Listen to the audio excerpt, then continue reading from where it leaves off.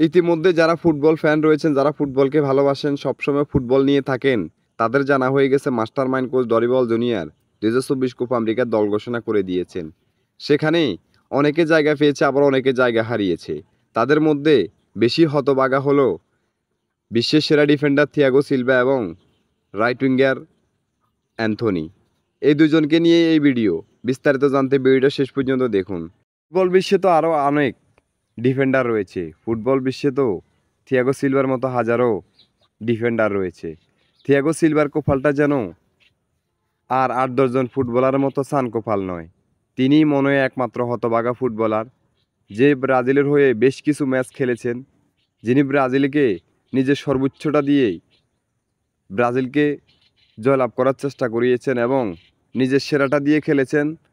সবসময় চেষ্টা করেছেন প্রতিপক্ষকে আটকে দিয়ে তার গোলবারকে অক্ষত রাখার। সেই থিয়াগো সিলভা কাতার বিশ্বকাপের পরবর্তী যেন তার ছন্দপতন হয়ে গেছে।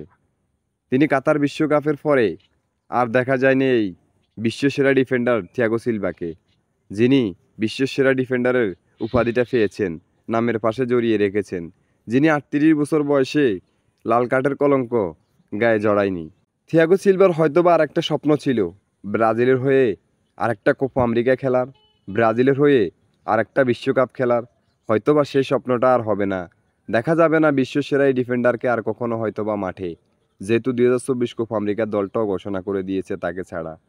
অন্যদিকে আর এক পোড়া কপাল হলো ব্রাজিলের রাইট উইঙ্গার অ্যান্থনির। তিনি নারী কেলেঙ্কারির কারণে এমনভাবেই জড়িয়ে গেছেন, তিনি আর নারী কেলেঙ্কারির যে অভিযোগটা তার বিরুদ্ধে এনেছিল, সেই অভিযোগটা মিথ্যে প্রমাণ হওয়ার পরেও তিনি ২০২৪ কোপা আমেরিকাতে জায়গা করে নিতে পারেননি। তিনি কিন্তু কাতার বিশ্বকাপে ব্রাজিল যে ম্যাচ ক্রোয়েশিয়ার বিপক্ষে হেরে গিয়েছিল, সেই ম্যাচেই তার ঝলকটা দেখিয়েছিল।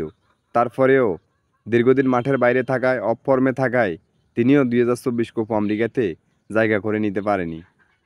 তো এই দুজন ফুটবলারের জন্য আপনাদের ভালোবাসা কেমন, সেটাই দেখব এই ভিডিওতে, এবং এই দুজন ফুটবলারকে কি কতটুকু ভালোবাসেন আমাদের কমেন্ট বক্স খোলা রয়েছে।